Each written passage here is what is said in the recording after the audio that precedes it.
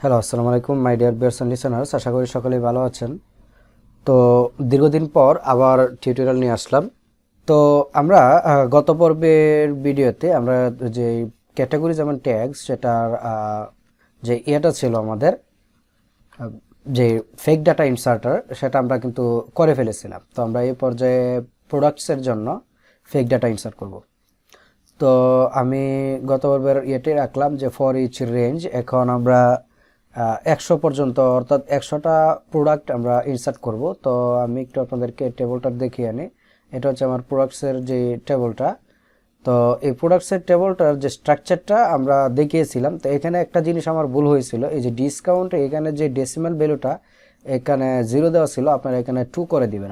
আর আমাদের যে ফেকারের যে ডকুমেন্টেশন এটা ছিল, এটা থাক, আমাদের এটা দরকার নেই। তো আমি যে কাজটা করব এখন, আমাদের প্রথমে আমাদের প্রোডাক্টের যে টেবিলের প্রথমে হচ্ছে নেম স্লাগ ইমেজ। তো আমি নেম আগে আমার যেই ফিল্ডগুলো কল করে নিই আগে, যাতে ঝামেলা না হয়, বা মডেল নাম্বার যেটা বলে। তো আমাদের তো আসলে যেহেতু অনলাইন ফুড, তো এই এসকেডব্লিউ আমাদের দরকার নেই, সিরিয়াল নাম্বারটা আমাদের না হইলেও চলে, কিন্তু তারপরেও একটা প্যাকেজিং নাম্বার হিসাবে আমরা এটাকে রেখে দিতে পারি। তো যেহেতু খাবার, এটার তো কোনো ইয়ে থাকে না, আমি এটাকে ইচ্ছা করলে ডিলিটও করে দিতে পারি এসকেডব্লিউটা। তো আপাতত একটা রেখে দেই মডেল নাম্বার হিসাবে, যে খাবার প্যাকেজিং নাম্বার হিসাবে। তারপরে হচ্ছে অ্যামাউন্ট, প্রাইস এবং স্ট্যাটাস।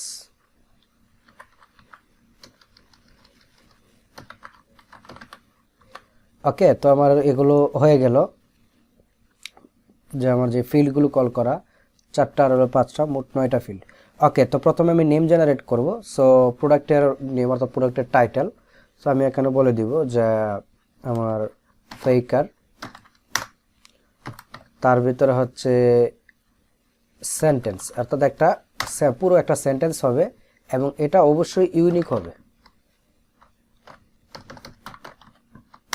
এটা অবশ্যই ইউনিক সেন্টেন্স হবে, যাতে করে আমার একটা সেন্টেন্স তার একটা নাম মিলে। তো এটা আমি নেমের উপরে নিলাম, আর এই নেমটাকে পরবর্তীতে আমি স্লাগে কনভার্ট করে দিব। সো আমাদের স্লাগে কনভার্ট করার জন্য আমাদের একটা প্যাকেজ আছে str, তার ভিতরে হচ্ছে স্লাগ, এবং এটাকে আমি কল করে দিলাম। তাহলে আমার নেমটাও পেলাম এবং স্লাগও পেয়ে গেলাম। আর ইমেজের জন্য হচ্ছে আমার ফেকারের একটা ইমেজের জন্য বাই ডিফল্ট আছে ইমেজ ইউআরএল। শুধু ইউআরএল নেব, আমি কোনো ইমেজ দিতে চাচ্ছি না। ইমেজ দিতে গেলে আবার ডাউনলোড হবে, আমার প্রচুর সময়ের দরকার। সো আমি শুধু ইমেজ ইউআরএল নিচ্ছি।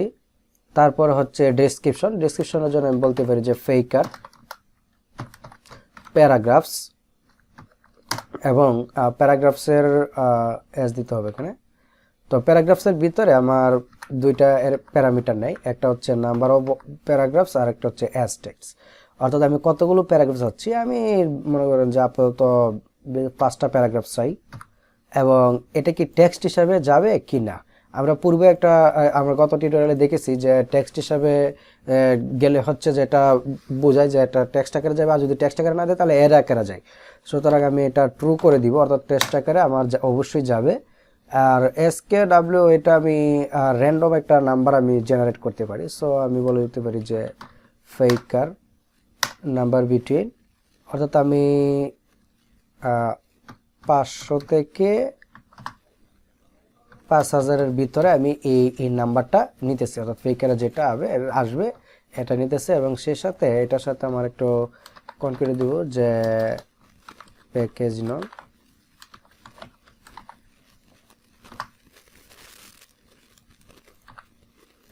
ওকে, প্যাকেজ নং আমি এটার সাথে এটাকে আমি কনকানেক্ট করে দিলাম।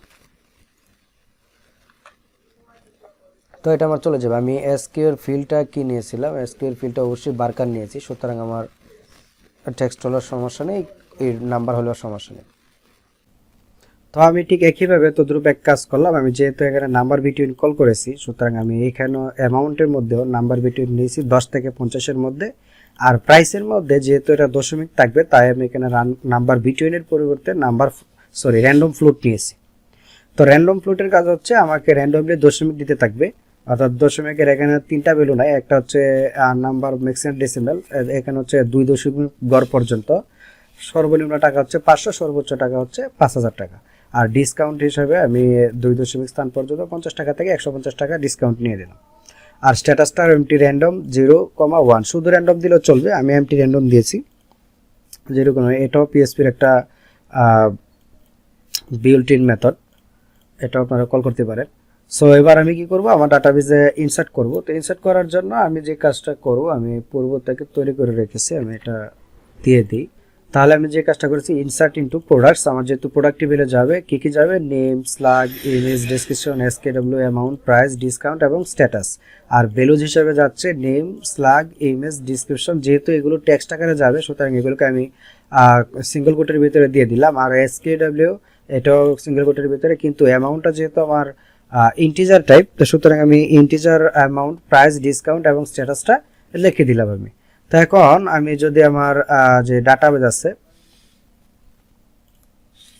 তো এখন যদি ডাটা আমি শিট করি, তাহলে আমি কি করব, আমি আসবো আমার পিএইচপি যে টার্মিনালে এসে আমি বলবো যে পিএইচপি ডাটা ডট পিএইচপি।